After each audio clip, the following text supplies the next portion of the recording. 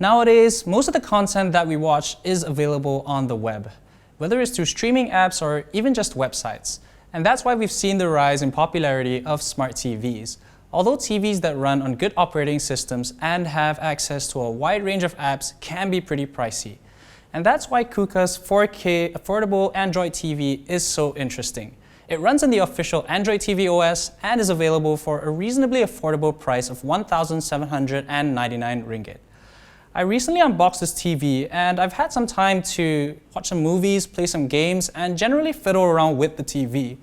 And the main question here for me is whether the affordable nature of the TV has led to any compromises and if the TV is still worth a buy today. Enjoy the review.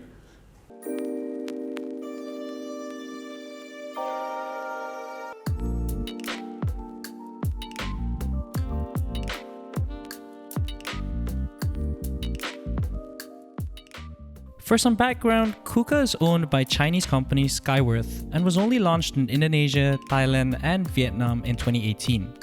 The brand considers themselves to be a pure e-commerce brand, with products only available on Lazada. Yes, you can get 4K TVs from other more established brands in this price range, but what Coocaa's TV has in its favor is the official Android TV OS, which isn't all that common on smart TVs at this price.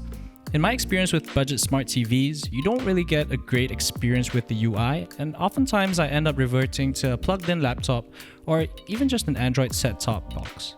Speaking of Android boxes, it's important to note the difference between an official Android TV and a general Android box. While some set-top boxes do indeed come with the official OS, such as the Mi Box, most come with custom UIs built over the open source version of Android. Besides user experience, this also means that you can't even watch a lot of official content in HD, such as Netflix and something like Amazon Prime. So being on Android TV OS, the experience on the Coocaa TV automatically felt familiar the minute I booted up and came into the Android TV home screen. The MediaTek 5596 processor didn't have any issues, and swiping through menus and apps on the screen was certainly a good experience. While I enjoyed the OS, it was a little hard to change display settings directly on the Android home screen.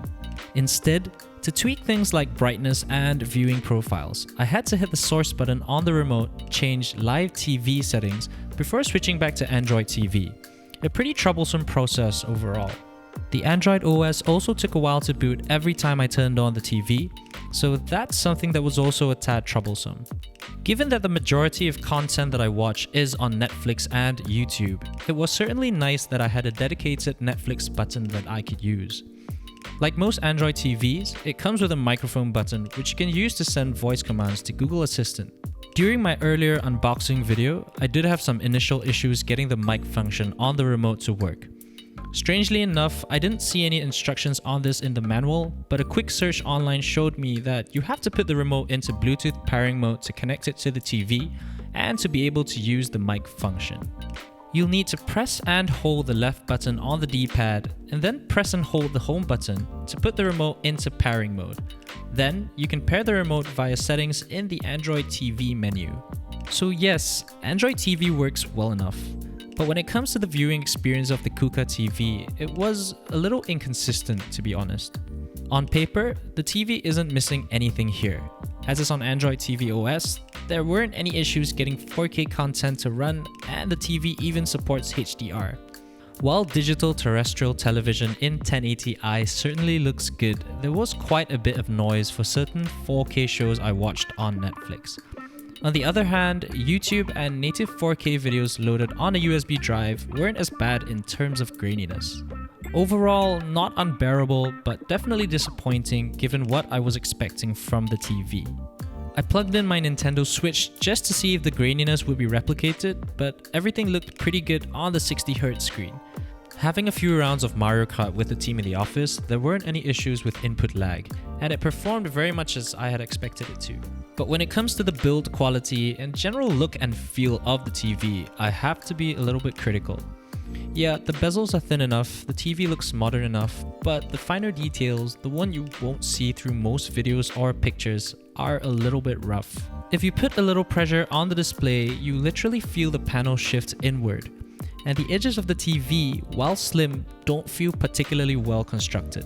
The IR receiver, which you'll need if you aren't connecting your remote via Bluetooth, isn't in the most conducive position.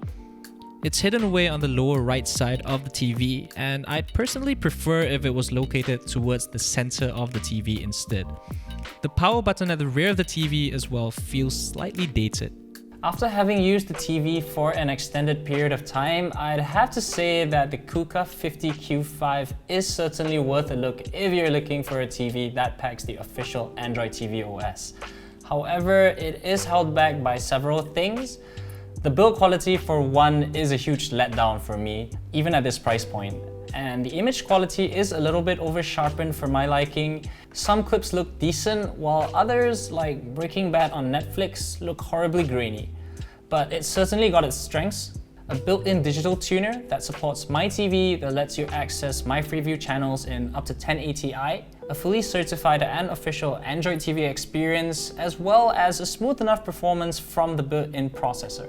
In my experience, however, I'd advise anyone that's looking for an Android TV experience on a budget to go for a dumb TV instead and pair that with something like a Mi Box.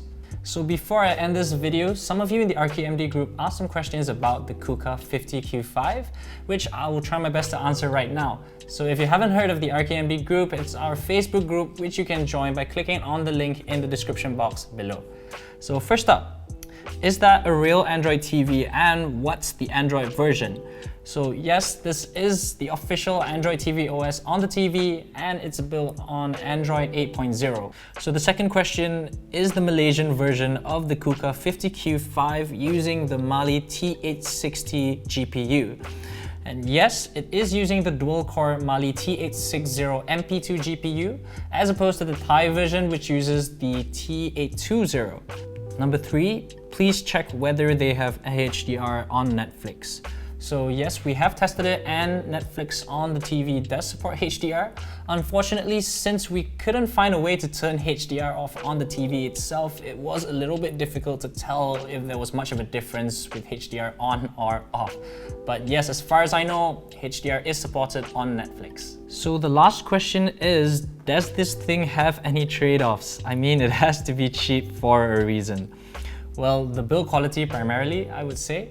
And the TV lacks any sort of upscaling capabilities, things that you might expect from a more premium TV, such as the ability to upscale the resolution of content, as well as to sometimes upscale the refresh rate of some content depending on the modes you select on the TV. So that's it for today.